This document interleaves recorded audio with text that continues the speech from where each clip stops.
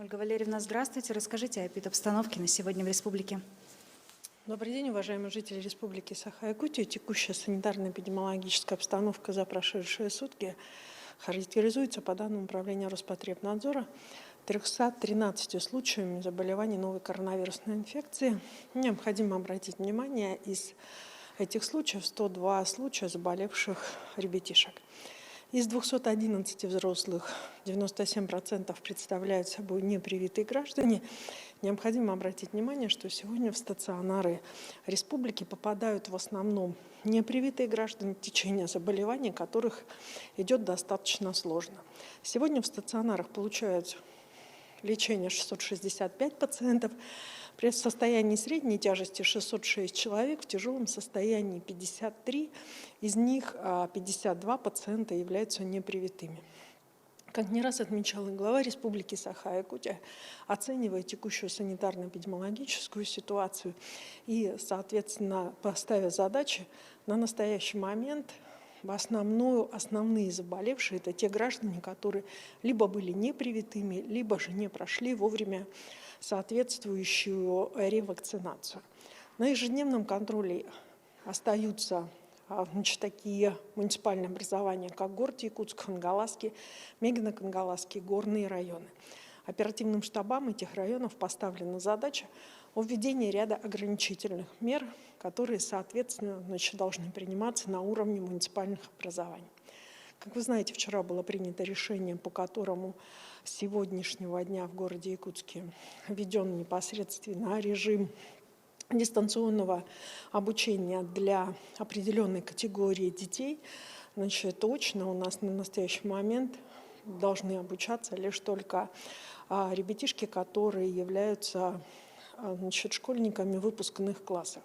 Необходимо обратить внимание, что в школах усиливается правило по эпидсезону, по эпидтребованиям, и, соответственно, устанавливаются правила ношения масок для детей, которые являются школьниками, а именно которые у нас приходят на учебу очно.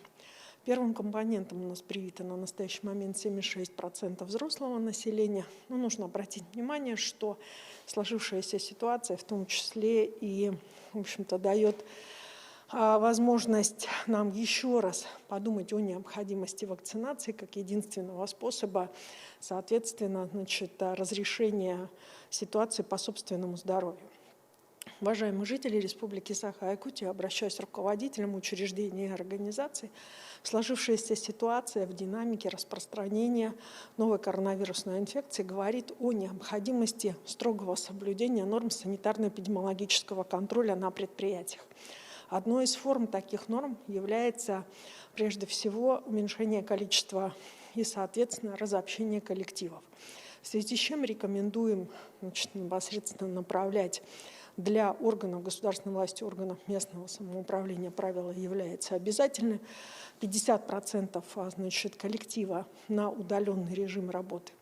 Необходимо обратить внимание, что это же правило мы рекомендуем и для организаций, которые не являются организациями, в которых учредителями являются органы государственной власти или органы местного самоуправления. Обязательной, соответственно, самоизоляции, обязательно удаленная работа должна быть у лиц, которые старше 60 лет, которые не вакцинированы. Обязательная изоляция должна быть у лиц, которые не вакцинированы по причине медицинского отвода, и они имеют хронические заболевания. И необходимо обратить внимание, что в связи с тем, что, соответственно, дети у нас на настоящий момент находятся на режиме дистанционного обучения, в целях в том числе и контроля за детьми и соблюдениями правил, которые есть, рекомендуется работодателям отправлять на удаленную работу прежде всего одного из членов семьи, который, соответственно, в семье, в которых есть школьники, находящиеся на удаленном режиме, которые находятся на дистанционном обучении. Вот те меры, которые принимаются, и, соответственно, по каждому УЛУСу ряд мер принимается. Вчера у нас, безусловно, было одно из высоких показателей по количеству звонков на коллективные центры, соответственно, колл-центры наших поликлиник. Через некоторое время, кроме поликлиники 3, все поликлиники сегодня в тестовом режиме будут переходить на номер 122.